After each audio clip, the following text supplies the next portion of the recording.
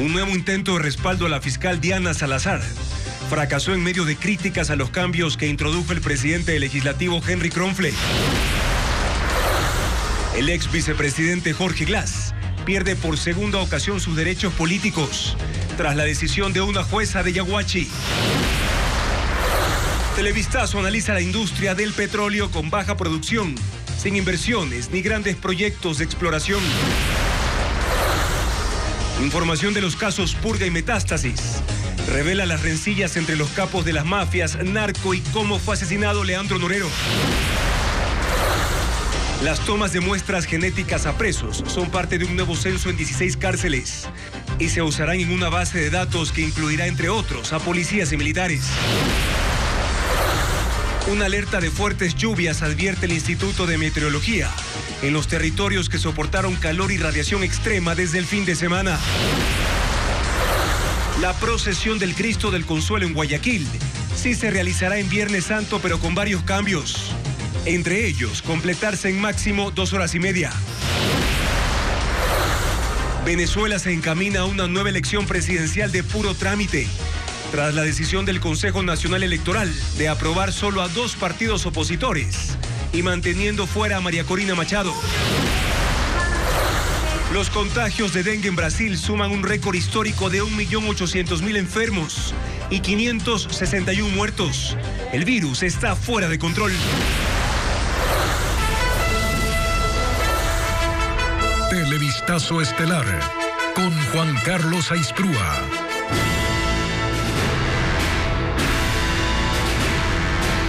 ¿Qué tal, amigos? Bienvenidos a Televistazo Estelar. Comenzamos con el desarrollo de la información. El presidente de la Asamblea Nacional, Henry Kronfle, suspendió la sesión en la que se debía tratar su propuesta de resolución para respaldar la institucionalidad de la Fiscalía. Sin embargo, después de las críticas al texto por los pedidos de información a la fiscal Diana Salazar, perdió los respaldos. Patricio Díaz nos tiene más detalles. La viada inicial del presidente de la Asamblea para aprobar su resolución se fue apagando conforme los legisladores revisaban el texto que propuso. Lejos de convertirse en un respaldo, pasó más bien a pedirle cuentas a la fiscal general, según los asambleístas de Construye.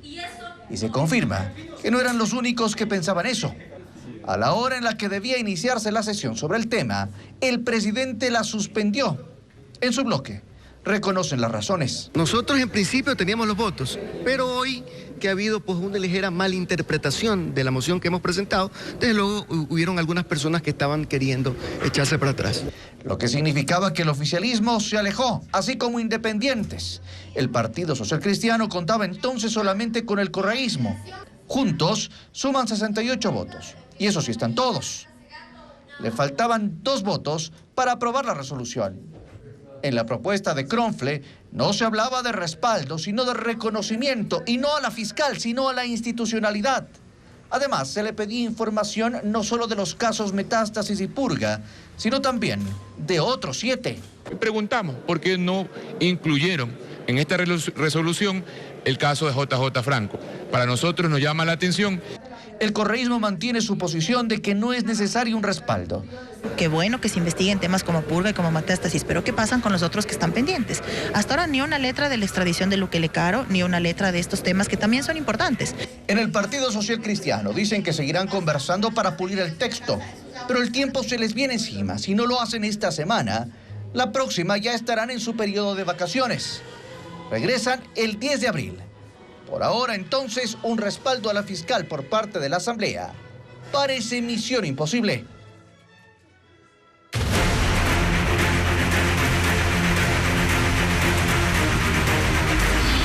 Cabecillas, los arreglos de cuentas. Marcelo Lazo, amigo de Norero, ratificó que el narcotraficante sí está muerto y que él fue el encargado de reconocer el cuerpo. Cuenta sobre el problema entre bandas que originó ese asesinato. Aquí la segunda parte de la versión que rindió ante la Fiscalía.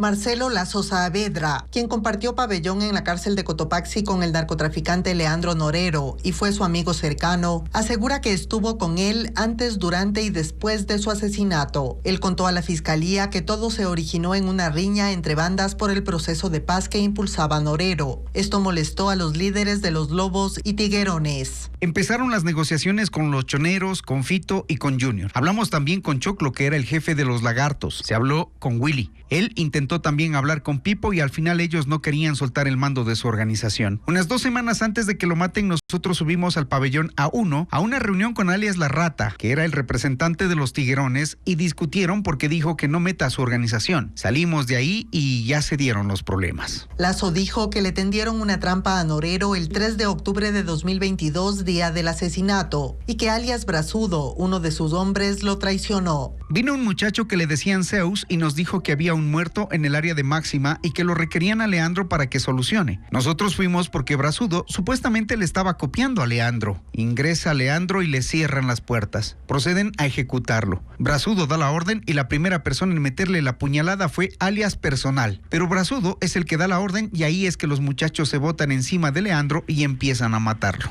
Enseguida empezó el protocolo de amotinamiento, relató el amigo de Norero, y le pidieron que reconozca el cuerpo. Yo estoy seguro que él está muerto. Yo vi el cuerpo descuartizado porque Israel no lo pudo reconocer. Cuando estaban recogiendo los pedazos, me pidieron a mí que por favor vea los tatuajes para ver si era o no era él, porque Israel estaba muy mal y Maribel ni se diga. Tenía el nombre del hijo por acá abajo, tenía un león grande aquí, tenía una águila aquí, tenía bastantes tatuajes, era fácil de reconocer. Israel y Maribel son los hermanos de Leandro Norero que también estaban presos en la cárcel de Cotopaxi. Lazo contó que los rescató, aguantaron una balacera hasta que llegó un bus que los trasladó a otras cárceles. La fiscalía ingresó a Marcelo Lazo Saavedra a su sistema de protección en calidad de testigo y también pidió al juez del caso Metástasis que fije fecha para receptar su testimonio anticipado. Leandro Norero, Junior Roldán y Samir Maestre, 3 cabecillas de grupos narcoterroristas en Ecuador, fueron asesinados por orden de alias Pipo, el jefe de los Lobos que opera desde Europa, según Mayra Salazar. En los chats que fueron extraídos de su teléfono celular y que forman parte del expediente El Caso Purga, la procesada evidencia su cercana relación con el mundo criminal. Luisa María Heredia con el informe. Desde Europa, donde se radicó una vez que salió de prisión, Wilmar Chavarría, alias Pipo el Máximo, cabecilla de la banda de los Lobos, buscaba tener el control del crimen organizado en Ecuador. Para lograrlo, según Mayra Salazar, ordenó asesinar a los jefes de otras bandas. En octubre de 2022, por ejemplo, fue él quien realmente dispuso matar al narcotraficante Leandro Norero, o al menos así lo afirma la procesada del caso Metástasis en una de las conversaciones de su celular que fueron extraídas por Fiscalía y forman parte del expediente del caso Purga. En ese mismo diálogo, que data del 20 de noviembre de 2023, le cuenta el magistrado que otra de las víctimas de Pipo es Junior Roldán, el cabecilla de los choneros. Yo conocí a Pipo en el 2017. Tenía, no sé ahora, el ojo izquierdo mocho. Ese ojo izquierdo mocho se lo hizo JR hace muchos años. Le clavó una vaina y lo dejó tuerto. Por eso su alias es Pipo el Tuerto. Eso fue un cariñito nomás. ¿Y quién cree que mató a JR? En Colombia. Lo mató Pipo. Pipo tranza con el cuñado de él, uno de los cuñados de JR. En conclusión, Pipo es el líder. Ya no son los choneros. Fito es un al lado de Pipo. El relato de Salazar coincide en gran parte con la hipótesis que maneja la policía. Junior Roldán, tras huir del país después de que lo intentaran asesinar en el Triunfo donde residía, se fue a Colombia. Vivía en una finca situada en Antioquia. Allí, en medio de una fiesta, lo asesinó su cuñado. Y de acuerdo con las historias de Mayra Salazar, Samir Maestre, cabecilla de Mafia 18, es otra de las víctimas de Pipo. Samir y Pipo estaban juntos en Europa. Pasa el tiempo y Samir agarró todas esas rutas y tuvo más poder. Y ahora tuvo pitos con Pipo y fue Pipo quien lo mandó a matar. Ah, Pipo es el que le da de baja a Samir. Yes. Alias Samir, consta en el parte policial, lo asesinaron mientras dormía en una urbanización privada de Guayaquil. En otro chat con la usuaria Steffi, hija 2021, que llama madre a Mayra Salazar, lamenta el asesinato del criminal. ¿Viste lo de ese? Lo que hace el dinero, el poder, está jugando con fuego. Cada día nos quedamos sin amigos. No has hablado hablado con F? No, ma. Es el único que nos queda. Mayra Salazar tenía una estrecha relación con el mundo criminal, concluye Fiscalía. De hecho, en la teoría del caso Metástasis, la ubica como pareja sentimental de Leandro Norero. Una jueza de Yaguachi revocó las medidas cautelares que devolvieron los derechos políticos de participación a Jorge Glass y la libertad a Pablo Romero, secretario de Inteligencia del correísmo. Fabiola Santana con más detalles de esa decisión.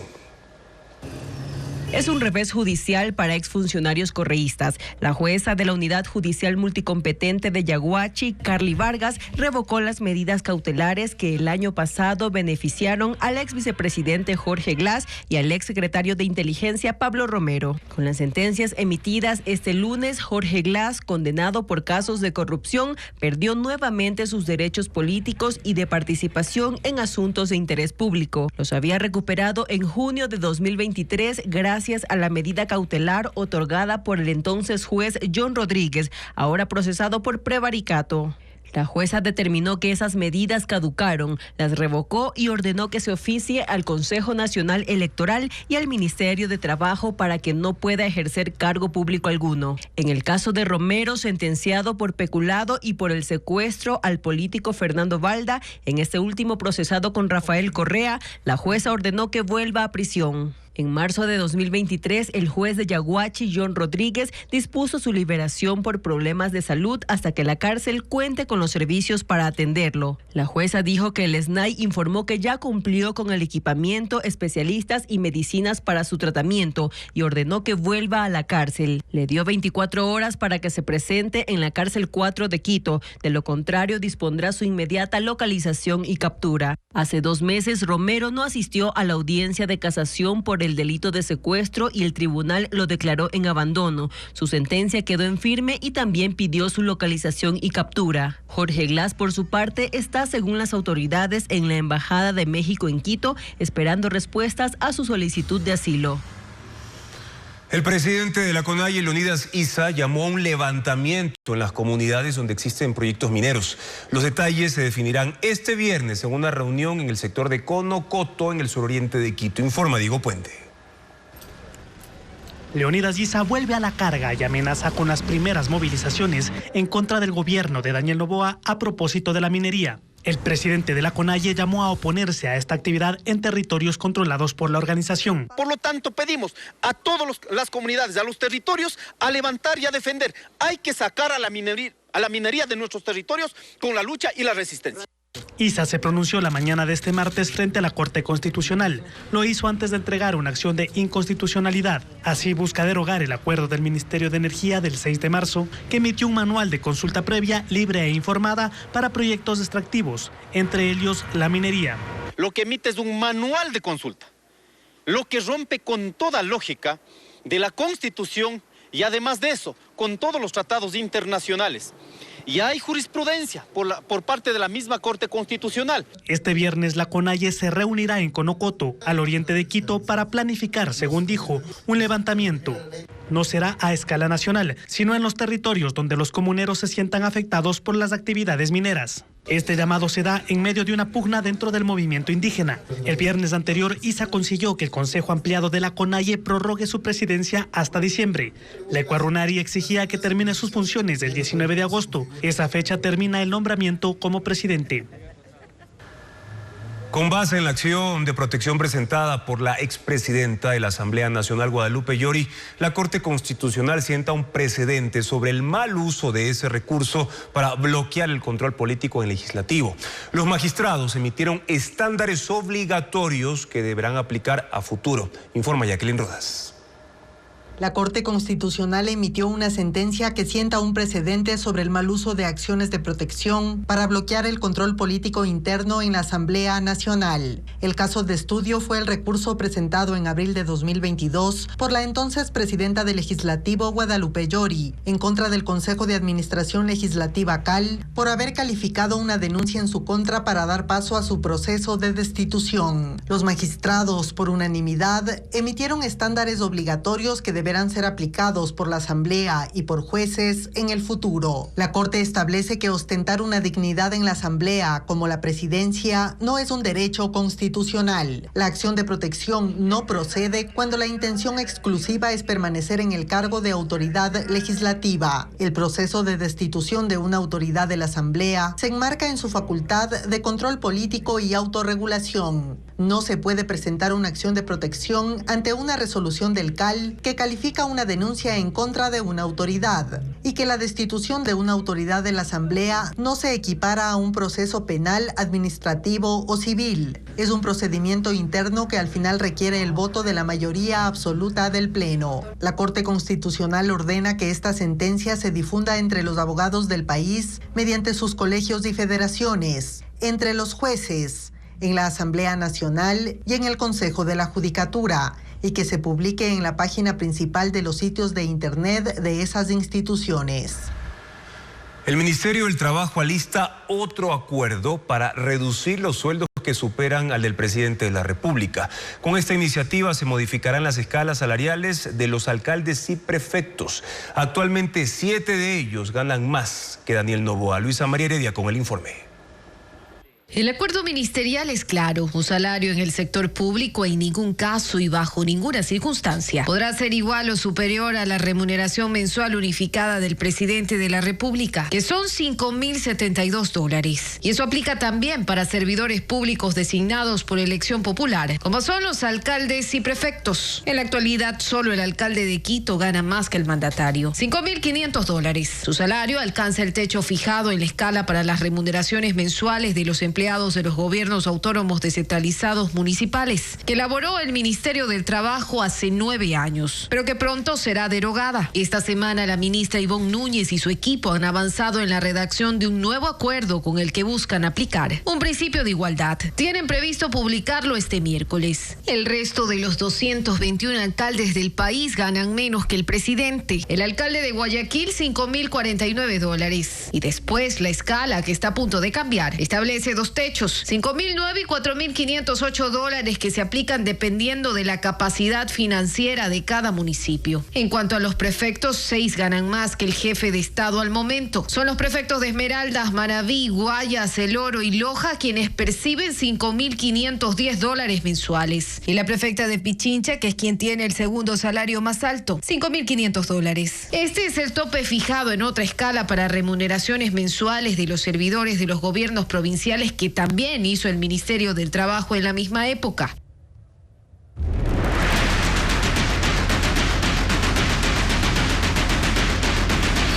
Petróleo, una industria relegada. La producción petrolera en Ecuador no despunta y sigue perdiendo barriles de crudo diarios. El Estado busca aumentar el volumen de producción, pero una serie de obstáculos lo impide. Diego Cuenca describe el panorama. Para ese año, el petróleo en Ecuador se produce en 2.429 pozos, que están en 87 bloques, la gran mayoría ubicados en la Amazonía. En la provincia de Orellana están los que actualmente producen más, como el Campo Sacha, donde cada día extraen 78.502 barriles. Bloque Auca produce 76.987 barriles. Campos Chuchufindi, 73.344 barriles. Bloque ITT, otros 53.044 barriles. Y Campo Edén Yuturi, 30.559 barriles diarios. Según cifras de la Agencia de Regulación y Control de Energía y Recursos Naturales No Renovables, la producción nacional del crudo no despunta a pesar de las intenciones de incrementarla. En el 2022, el promedio de barriles al día fue de 493.000. Para el 2023, la producción cayó a 490.000. Y en lo que va de ese año, la producción sigue bajando, porque hasta marzo se han extraído 485.000 barriles diarios en promedio. El volumen de extracción del crudo no incrementa porque no se ha potenciado la inversión privada nacional y extranjera, promoviendo licitaciones internacionales. Además, según el Ministerio de Hidrocarburos, 20 bloques están sin producir petróleo, porque aún no han sido concesionados. Y la administración de Petroecuador el año pasado vivió una inestabilidad administrativa, porque tuvo 5 gerentes, es decir, un funcionario cada 2 meses y medio aproximadamente. Tampoco lograron tener nuevas reservas de crudo. El Estado tiene la misión de encontrar el camino para producir por lo menos 550,000 barriles de petróleo diarios para el próximo año, pero la proyección no es favorable, porque hasta agosto tiene que desmantelar el bloque ITT en el Yasuní, que produce 53,000 barriles cada día. Según el consultor de geopolítica energética Nelson Baldión, actualmente el país pierde $2.200 millones al año por 100,000 barriles que no se producen al día. Y expertos petroleros coinciden en que la inversión para mejorar la producción petrolera en Ecuador es baja.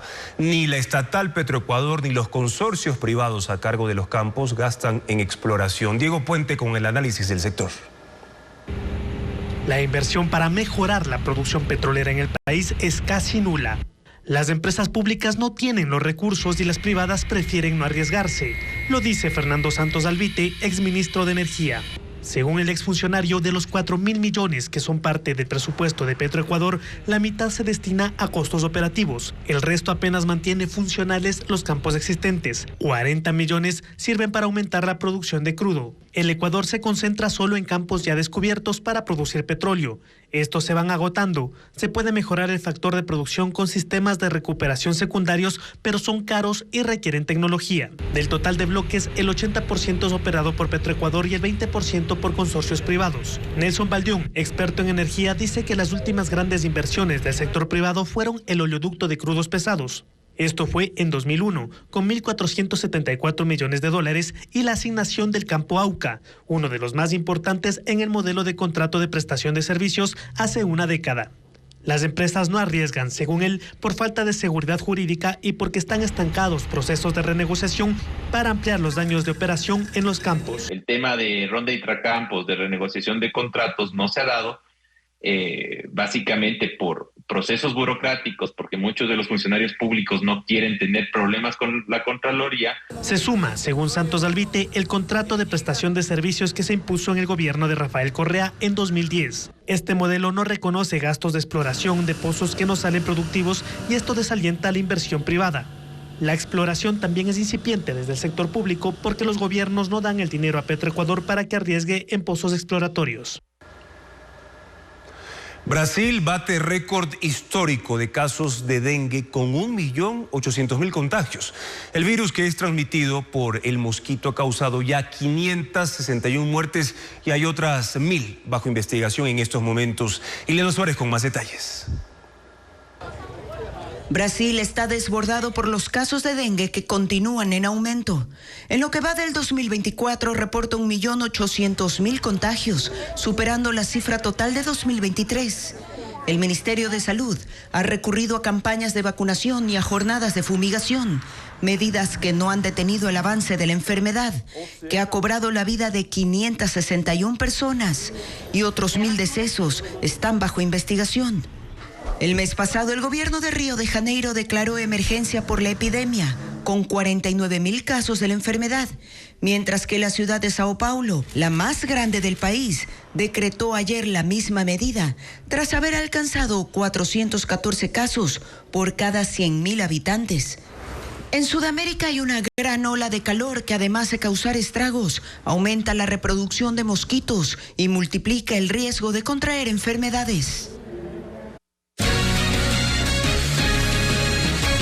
El invierno ha afectado no solo a las vías y carreteras, sino también a los puentes del país. Al menos 20 se han caído en lo que va de la época invernal. Algunos han sido reparados, otros están en proceso de reconstrucción, como lo informa María Cecilia Largacha. El Ministerio de Transporte y Obras Públicas tiene una cifra oficial. Según el informe de la Red Vial Estatal publicado esta semana, hay 6 puentes en los que se registran daños de consideración y en cuya reparación están trabajando. 3 de esos puentes están en la costa. En Santo Domingo 1, el puente sobre el río Lelia. En Guayas otro y en Los Ríos, en el paso lateral de Babahoyo, 1 más. En la sierra hay reportados 2, uno en Bolívar sobre el río Pitiambe y otro en Cañar, en la vía Huigra, El Piedrero. Y en la Amazonía, otro, en Morona, Santiago, en la carretera Macas-Puyo.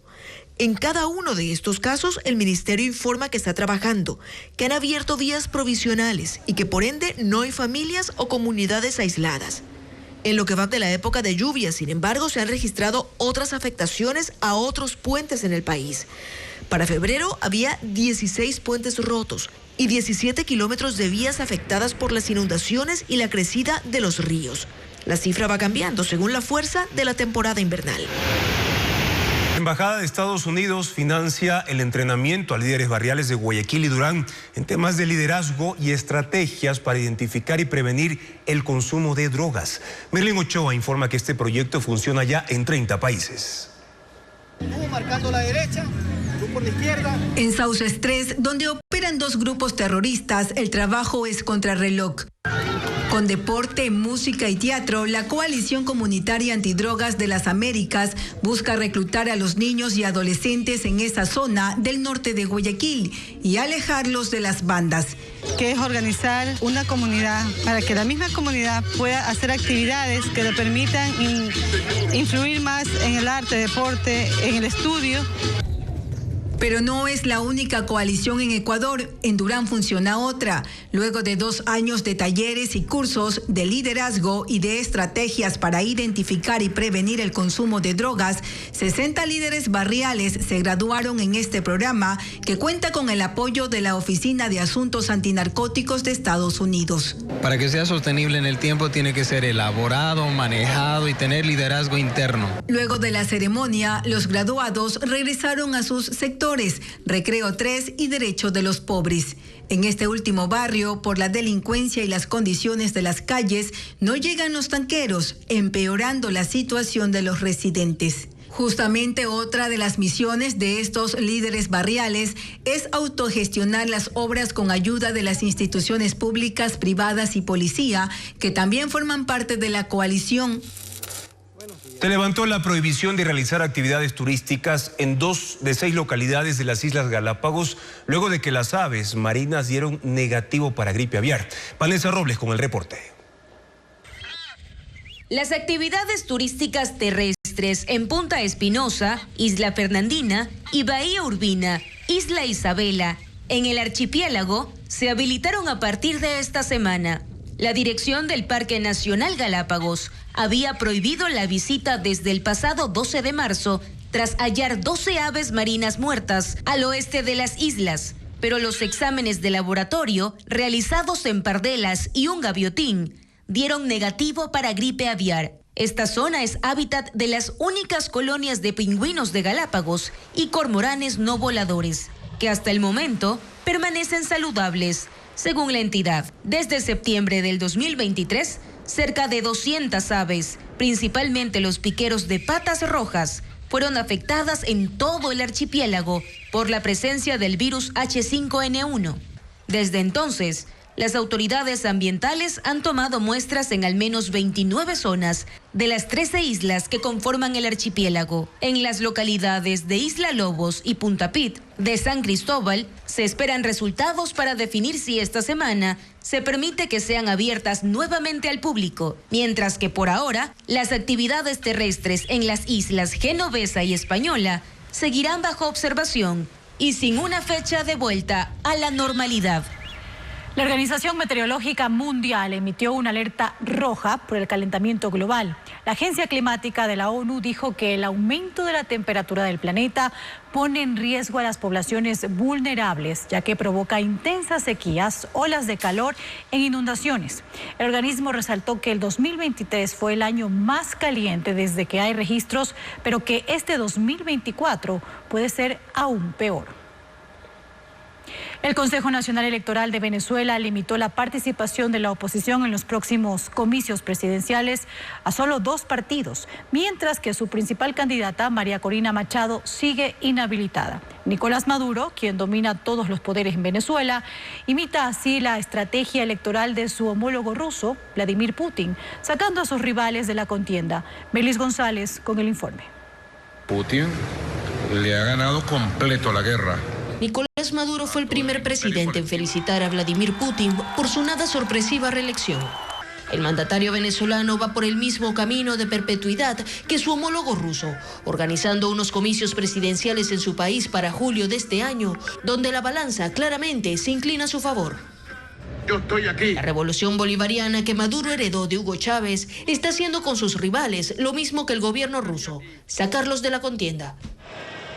El Consejo Nacional Electoral venezolano redujo a 2 los partidos políticos opositores que se pueden inscribir para las presidenciales, luego de que inhabilitaran a otros 16. La participación en la papeleta ahora se limita a Un Nuevo Tiempo, partido que antiguamente era detractor del régimen, pero que en los últimos años ha formado parte de sus negociaciones. El otro es la Mesa de Unidad Democrática, una agrupación que también corre el riesgo de ser inhabilitada en cualquier momento. El gobierno venezolano busca suprimir cualquier liderazgo disidente y desde enero confirmó la inhabilitación de María Corina Machado, la más opcionada para medir fuerzas con Maduro. Ella se niega a nombrar un representante o sucesor. Sostiene que hará cumplir la voluntad del pueblo y que participará sí o sí. Pero lo cierto es que el proceso judicial en su contra, por supuestas irregularidades en la declaración de su patrimonio, le impiden cumplir los requisitos para inscribirse en la elección, dejando a la oposición sin candidato. ¡Acepto la candidatura presidencial! Mientras tanto, el oficialismo se fortalece y cerró filas apoyando a Nicolás Maduro como su único representante, quien con la reelección llevaría la revolución bolivariana a los 30 años mandando en Venezuela. Javier Milei cumple 100 días en la presidencia argentina y ya ha enfrentado protestas. Su gobierno, centrado en el cambio del modelo económico, mantiene el apoyo de la mitad de la población, como informa Eliana Suárez. Los esfuerzos de Javier Milei por sanear la economía argentina en sus 100 primeros días levantan polvo. No hay plata. Desde que llegó al poder en diciembre, cortó por un año la publicidad institucional del gobierno en los medios de comunicación, restringió el presupuesto de la educación pública, ordenó que las universidades cobren los estudios a los extranjeros, suspendió la apertura de 5 universidades aprobadas por la ley durante el gobierno del expresidente Alberto Fernández. También ordenó que las instituciones este año usen el mismo presupuesto de 2023. Derogó la ley de alquileres, con lo que el mercado inmobiliario dio un vuelco, al punto que los precios han bajado y la oferta se ha disparado. También eliminó los subsidios a la energía, el gas y el transporte. Esto provocó una reducción brusca del déficit fiscal. Las cuentas públicas registraron un superávit financiero de $397 millones en febrero, con una reducción del gasto del 36% interanual, el mayor recorte de caja en los últimos 30 años. Con el equilibrio de las cuentas públicas, frenó el alza del dólar. Y aunque esto parece conducir a una estabilización de la economía, es más difícil pensar en un crecimiento porque la actividad comercial está paralizada. Argentina reporta una inflación interanual de 276,2%, la más alta del mundo. En lo político, Milei no logra consensos en el Congreso y su ley ómnibus, que le hubiera dado más facultades, fracasó. Su plan para reprimir protestas no ha detenido las movilizaciones de los sindicatos, organizaciones de las cuales Milei es un duro crítico. Aún así, Javier Milei cuenta con un amplio respaldo. Con fecha marzo, su aprobación supera el 50%.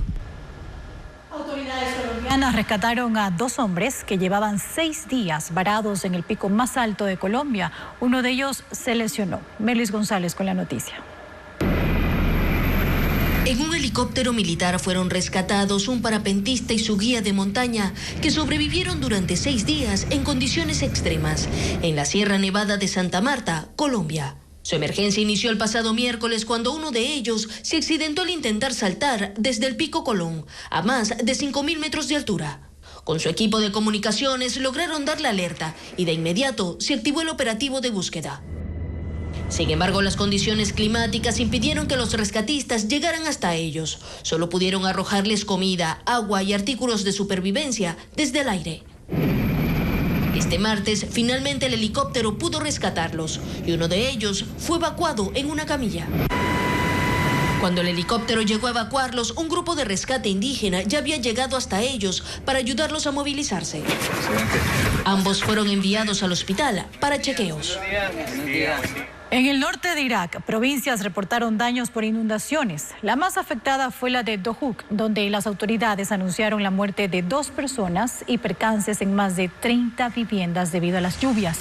El agua ingresó a las casas tras el desbordamiento de un río y muchos conductores fueron arrasados dentro de sus vehículos.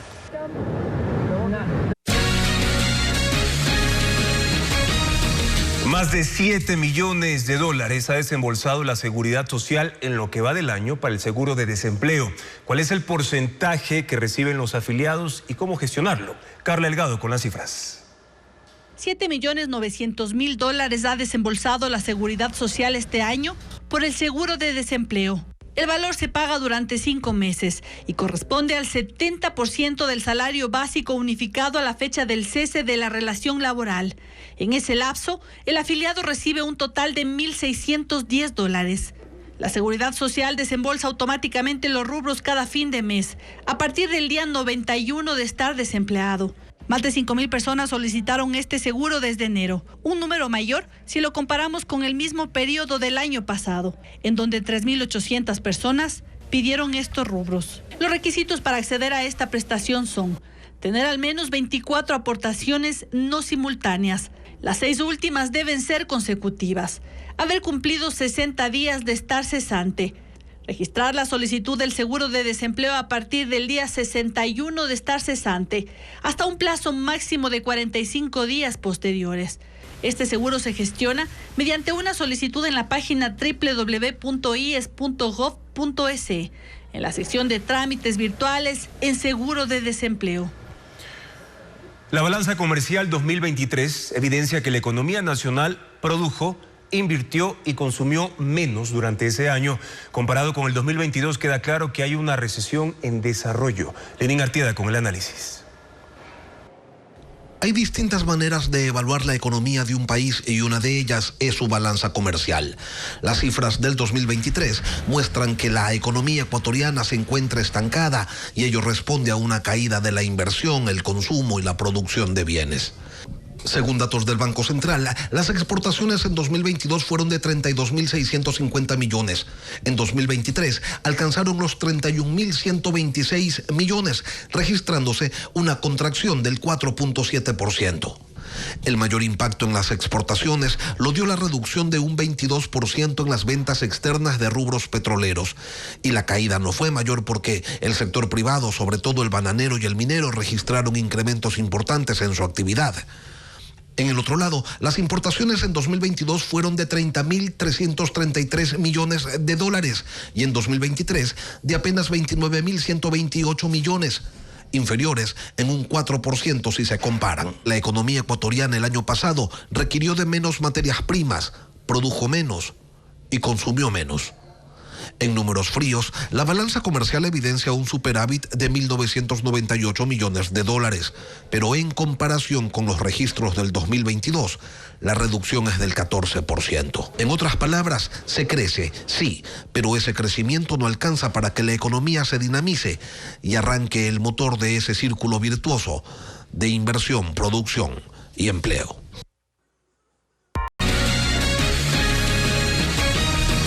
La procesión de Cristo del Consuelo, la más grande de América Latina en Semana Santa, se llevará a cabo en Guayaquil, pero con algunos cambios, pese a que la recomendación de la policía era cancelarla por el riesgo.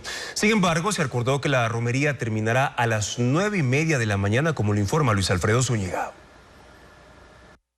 Faltando solo 11 días para el Viernes Santo, se confirmó que la procesión del Cristo del Consuelo en el sur de Guayaquil sí se hará. Este martes fueron necesarias 2 reuniones para tomar la decisión. En la mañana, en el Consejo de Seguridad de Guayaquil, la policía recomendaba que el evento se suspenda porque tiene un nivel de riesgo del 75% por la inseguridad, además de la ola de calor. No hay un control de la cantidad de personas que van a ver y por eso nosotros vamos a recomendar que no se realice. Sin embargo, la Arquidiócesis de Guayaquil propuso reconsiderar el plan de contingencia para que se realice el evento. Esto se hizo por la tarde en la curia arzobispal, en el centro de Guayaquil.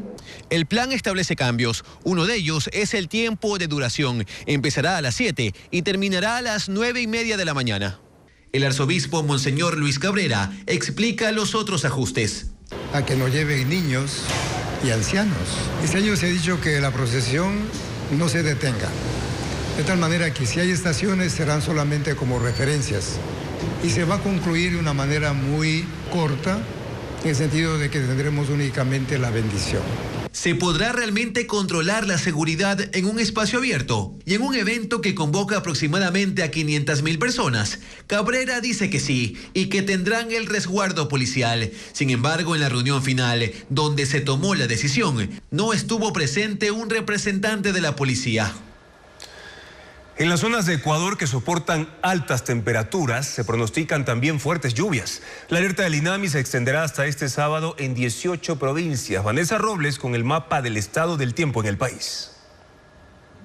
Las altas temperaturas que se registraron principalmente en el litoral y parte de la sierra serán aplacadas por lluvias de moderada y alta intensidad que caerán precisamente en estas regiones, advirtió el Instituto Nacional de Meteorología e Hidrología INAMI. Esto se debe a la incidencia de la onda tropical Madden Julian y la favorable circulación de vientos que han ingresado por la costa ecuatoriana. Como ocurrió ayer en La Libertad, en la costa, las lluvias serán más intensas en la provincia de Santo Domingo y Los Ríos. El índice de precipitación será muy alto, mientras en la sierra, la advertencia por nivel muy alto de lluvias es para parte de Cotopaxi y Bolívar. El resto de la cordillera occidental registra advertencia alta. En la Amazonía, al sur de la región, como Morona, Santiago y Zamora Chinchipe, experimentarán lluvias de nivel alto. La alerta por precipitaciones se extenderá hasta el sábado 23 de marzo. Según el INAMI, los días con lluvias más intensas serán la noche del 20 y mañana del 21 y la noche del 21 hasta la mañana del viernes 22. La zona rural de Echandía es una de las más afectadas por el fuerte invierno en la provincia de Bolívar. Son cerca de 1.000 los perjudicados tras el colapso de vías y también de puentes. Odette Camacho con el panorama en esa localidad. En el cantón Echandía son 13 las comunidades rurales donde el invierno ha arrasado con puentes y carreteras, dejándolos al borde del aislamiento. Pero para los 1.000 habitantes de estas zonas, quedarse incomunicados no es una opción, pues necesitan salir a vender leche, plátano y otros productos que mueven la economía del área. Tras el derrumbe que cerró el paso en la vía Camarón-La Pradera, comuneros se organizaron en grupos de 25 personas para retirar con sus manos la tierra que ha impedido el paso por esta carretera que conecta a 6 de las 13 comunidades. Esto mientras una retroexcavadora retira las piedras que obstaculizan el camino. Poco a poco se han abierto camino para que las 300 familias del sector puedan trasladar más de 1.000 litros de leche por día. Pero solo es un tramo en el cual nos favorece unos pocos metros para poder acercar un poco más nuestros productos hacia la ciudad. Pues a 300 metros un tramo de esa carretera desapareció y desde hace un mes los traslados los realizan mediante una olla que adaptaron con cuerdas como tarabita. Diariamente ejecutan entre 50 y 60 desplazamientos, mientras que mediante la única ruta alterna, la vía Camarón-Chazo Juan Guarumal, el tiempo se triplica. Y esa área tampoco ha estado exenta de los estragos del invierno. Allí los habitantes de otras 7 comunidades se movilizan con dificultad porque el desbordamiento de un río provocó el colapso de un puente y tuvieron que improvisar un paso de tierra junto al río. Se prevé que los trabajos en esta zona concluyan a finales de marzo, mejorando así la movilidad de la mitad de la zona rural de Echandía. El bloque de seguridad intervino la cárcel en la que está recluida Mayra Salazar, procesada en el caso Metástasis. Se trata del primer operativo en ese reclusorio desde que se conoció que dará su testimonio anticipado en el caso Purga e ingresó al sistema de protección de víctimas y testigos. Informa Fabiola Santana. El bloque de seguridad intervino esta mañana a la Casa de Confianza de Chillogallo, sur de Quito, para realizar un control de armas y objetos prohibidos. Es la cárcel de mujeres donde está recluida Mayra Salazar, acusada por la Fiscalía como la operadora de la red delincuencial del caso Metástasis. Ella también dará su testimonio anticipado en el caso Purga e ingresó al sistema de protección para víctimas y testigos. Es el primer operativo para garantizar el orden en la pequeña cárcel desde que se conoció que Salazar testificará. Su aporte en el caso Purga es importante, pues gracias a sus chats se develó una estructura de corrupción en el sistema de justicia del Guayas y el acercamiento de judiciales con políticos y miembros de bandas criminales.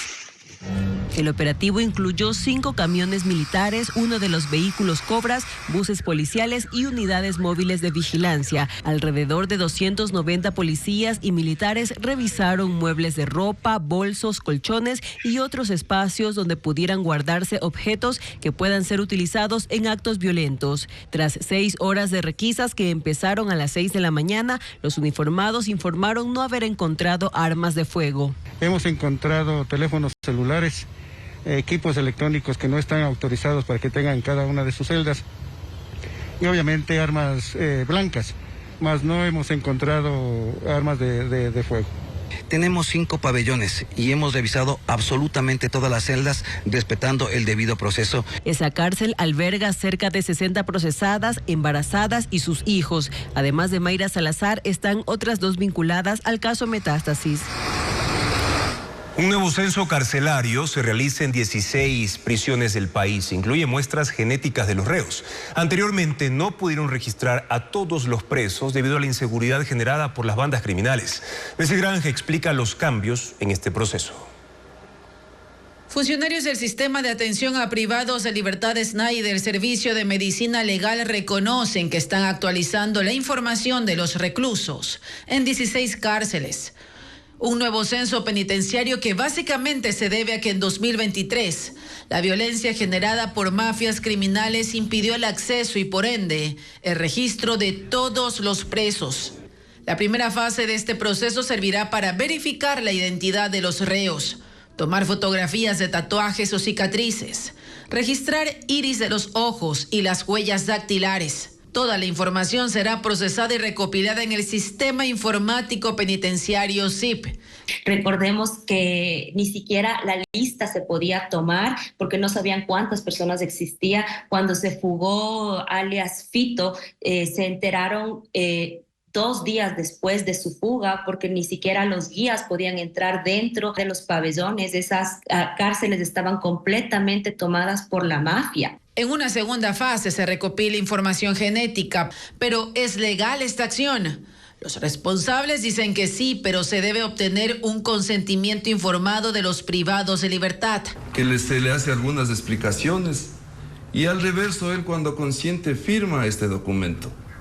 Pero si él no consiente, es decir, él no está de acuerdo, él no quiere que le tomen la muestra de hisopado bucal, también él procede y firma este registro. Hasta ahora, 9 reclusos se negaron. Luego el siguiente paso va a ser la clasificación de las personas por realmente ya no por mafias como está en el momento hecho, ¿no? Tenemos una cárcel para lobos, para choneros, para lagartos, para la mafia duende. Según información del Sistema de Rehabilitación Social, en esta labor no participa el Instituto de Estadística y Censos INEC. Y precisamente en Ecuador se inició la creación de una base de datos de perfiles genéticos para investigación forense, criminal y también humanitaria. Merlín Ochoa con más detalles. En el Laboratorio de Genética del Servicio Nacional de Medicina Legal y Ciencias Forenses están las 3.794 muestras de hisopado bucal que peritos de criminalística han realizado a los presos de las cárceles de Chimborazo, Penitenciaría del Litoral y Cotopaxi. Aún faltan 6.706 reos para completar la primera fase que arrancó el 21 de febrero en los reclusorios. Los expertos con un hisopo tomaron muestras de saliva a los detenidos. Con la prueba, cada reo recibe un código único que es como un número de cédula o huellas dactilares. En el cual se analiza una secuencia del ADN específica, la cual no nos indica ninguna característica física, únicamente ciertos marcadores moleculares que van a ser únicos en cada individuo, en cada persona, con lo cual se puede hacer una identificación con alrededor del 99,999% de certeza. La doctora indicó que previo a la toma de la muestra se entrevista a cada preso. Todo el proceso dura 6 minutos. Fines genéticos de si es que tiene antecedentes de cáncer, transfusiones sanguíneas o donación de órganos. No hay una fecha de cuándo concluirá el proceso, pero luego de la población carcelaria se empezará la toma de muestra a policías, militares, agentes de tránsito, personas procesadas por delitos penales y quienes quieran obtener un permiso para portar armas. La muestra biológica recolectada pasará a una segunda fase que consiste en el análisis para obtener su perfil genético, el cual será subido a la Base Nacional de Datos reservada. Esto servirá para investigaciones forenses, criminales y humanitarias. Varios objetivos. Proceder a la identificación de presuntos responsables en delitos penales. Servirá también para identificar a personas que estén desaparecidas, porque entrarán a estas bases de datos, podrían ser perfiles de familiares, para luego contrastar también con perfiles genéticos de cadáveres no identificados que anualmente son inhumados a nivel nacional en nuestro país. La base de datos será administrada por peritos del Laboratorio de Genética Forense y de la Fiscalía General del Estado con usuarios restringidos.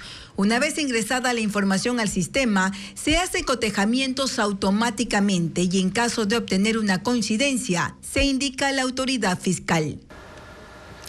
El presidente Daniel Noboa mantuvo un encuentro con miembros de la Sociedad Interamericana de Prensa para hablar sobre los retos del periodismo en escenarios de violencia como los que vive Ecuador. Adriana Bermeo detalla las 4 recomendaciones que hizo la entidad. A puerta cerrada y durante 1 hora, el presidente Daniel Noboa mantuvo una reunión con miembros de la Sociedad Interamericana de Prensa sobre los retos del periodismo en escenarios de violencia como los que enfrenta el país. La delegación, conformada por 6 miembros, estuvo liderada por Roberto Rock, presidente de la CIP, y la completaron Carlos Lauría, director ejecutivo, Michael Greenspons, de The New York Times, y los ecuatorianos Gabriela Vivanco, Carlos Pérez y Jaime Mantilla. Hicieron 4 recomendaciones a Daniel Noboa. 1. Fortalecer y dar operatividad a mecanismos de protección para periodistas. 2. Combatir firmemente la impunidad en casos de ataques a periodistas y medios de comunicación. 3. Fortalecer la ley de acceso a la información. Y 4. Mejorar el marco legal para que la difamación y la calumnia no sean penadas con cárcel. Trabajar en contra de enemigos comunes. Esos enemigos comunes son la violencia, especialmente el crimen organizado, es la desinformación, es la inseguridad de los periodistas. El gobierno respondió asumiendo un compromiso con la libertad de expresión en un escenario de violencia y crisis económica. Compartimos esas preocupaciones, estamos trabajando en los 4 puntos, en aquellos que están sobre todo más en el ámbito ejecutivo y por supuesto con las limitaciones de las situaciones que estamos viviendo. En el encuentro, el presidente Noboa firmó las declaraciones de Chapultepec y de Palta en las que se compromete a garantizar las libertades de prensa y expresión en el país. Los ingresos petroleros cubren su propia producción, la importación de combustibles y otras asignaciones establecidas por ley. Solo el 9% se destina al presupuesto general del Estado. Hablar de Ecuador como país petrolero podría conducir a una deducción simple, que gran parte de los recursos que se obtienen de su extracción se utilizan para pagar los gastos del presupuesto general del Estado, pero ya no es así. Las cifras reveladas por el Ministerio de Economía y Finanzas como parte de la proforma presupuestaria para el 2024 muestran que los ingresos petroleros básicamente cubren su propia producción y el pago de las naftas para refinar. El ingreso, que representa la producción de 156 millones de barriles anuales, será 14.340 millones de dólares.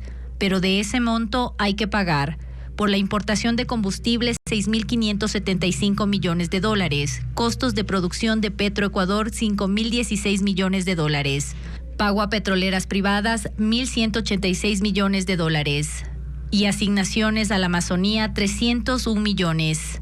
Los gastos suman 13.078 millones de dólares y quedan 1.262 millones. En términos prácticos, por cada $10 de ingresos petroleros, solo 80 centavos van al presupuesto general del Estado. El petróleo no son solo ingresos y gastos, también hay un monto importante que se deja de percibir, alrededor de 3.093 millones de dólares anuales por el subsidio de combustibles. El gobierno ha anunciado que este año esa cifra se reducirá por focalización de subsidios, pero ningún plan ha sido publicado. Esta es la distribución de los ingresos petroleros, pero no todos los montos se asignan según la proforma. Por ejemplo, hay valores pendientes de pago al Fondo de Desarrollo Sostenible Amazónico del periodo 2018-2023, que suman $407.7 millones según la última rendición de cuentas del Ministerio de Energía y Minas. Un tribunal de la Corte Nacional de Justicia rechazó el pedido de revisión de medidas cautelares solicitado por el exministro de Energía, Javier Vera Grunauer. Él está procesado por su presunta participación en el delito de cohecho durante el anterior gobierno. Javier Vera Grunauer, exministro de Energía durante el gobierno de Guillermo Lasso, seguirá usando grillete electrónico. Así lo resolvió este martes un tribunal de la Corte Nacional de Justicia integrado por los jueces Iván Saquicela, Daniela Camacho y Julio Arrieta, quienes por pedido del exfuncionario revisaron las medidas cautelares impuestas en julio de 2023. Vera fue procesado por el delito de cohecho. Los jueces ratificaron que se mantenga la prohibición de salida del país y la obligación de presentarse 2 veces a la semana. En su alegato, la defensa del exministro solicitó por humanidad el retiro del grillete y afirmó que en este momento no existe riesgo de fuga, puesto que están a pocos días de la audiencia de juzgamiento. La fiscal Diana Salazar solicitó al tribunal que se garantice el desarrollo de la audiencia de juicio. Más de 500 pinzones de 5 especies fueron liberados en la isla Floriana en Galápagos. Esto es parte del proyecto de restauración ecológica de esa zona, como lo reporta Vanessa Robles. Estos pequeños pájaros son un verdadero ícono de las Islas Galápagos, porque no se encuentran en ningún otro lugar del mundo. Son los pinzones de Darwin, y específicamente este grupo ha vivido durante 8 meses en aviarios especiales.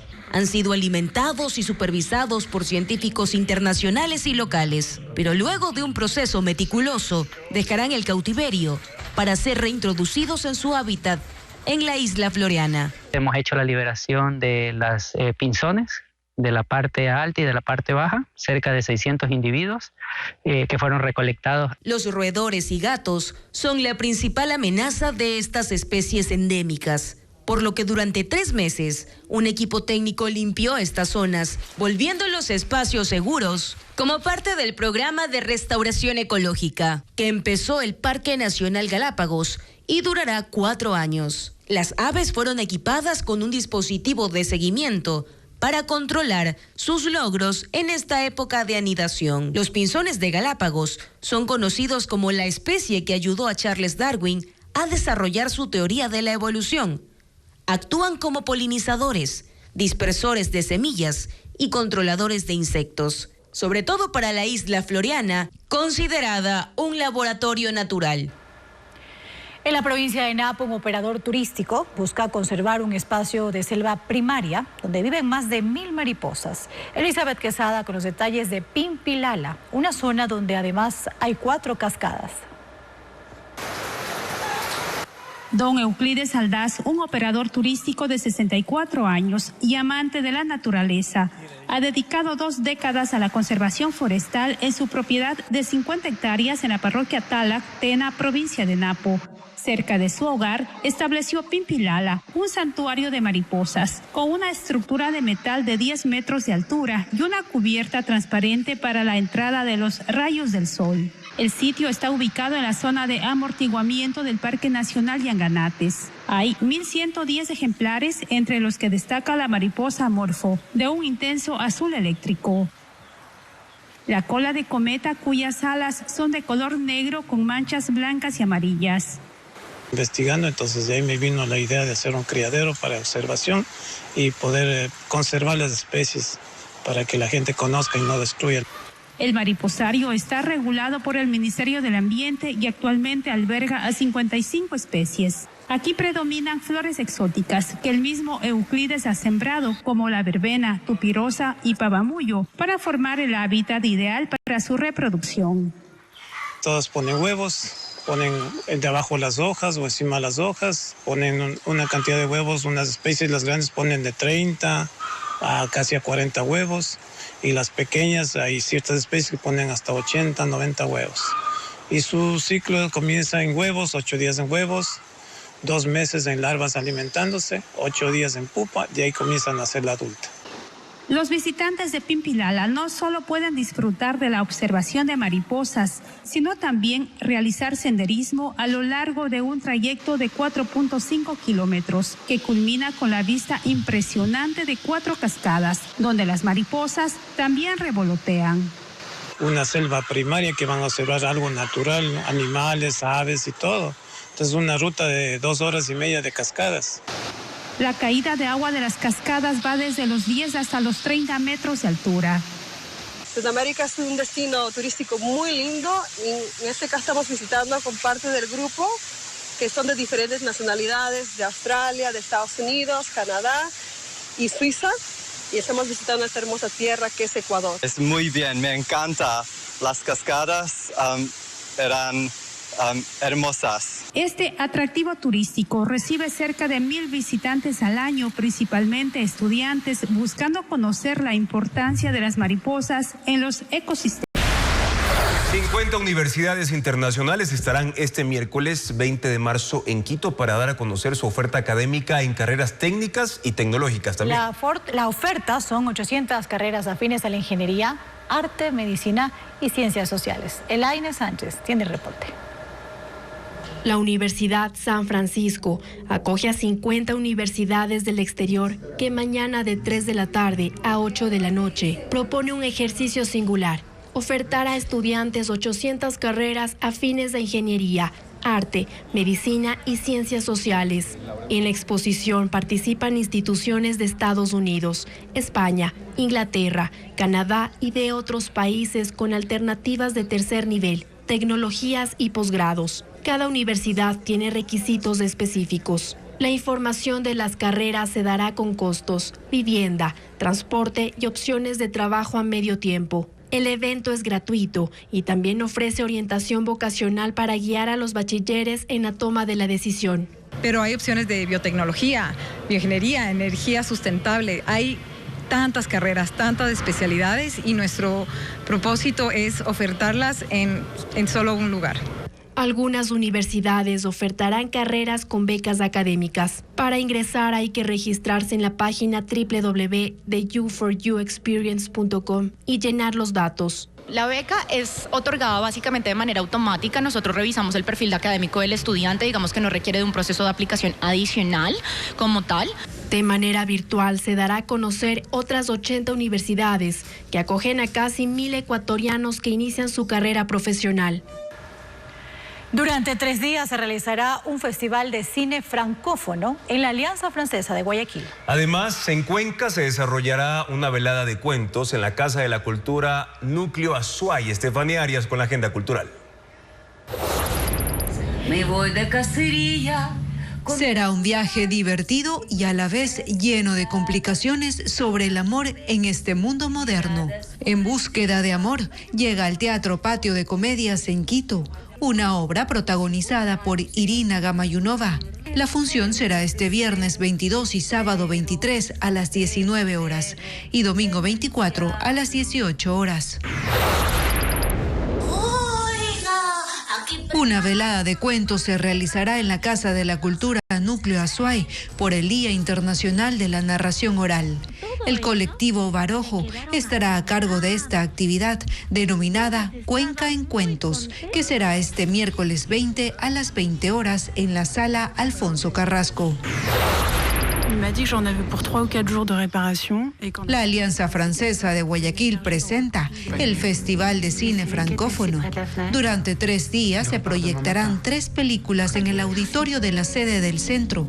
El jueves 21 será un filme de Bélgica a las 17 horas. El viernes 22, uno de Canadá a las 16 horas. Y el sábado 23 será la de Suiza a las 11 de la mañana. La entrada será gratuita.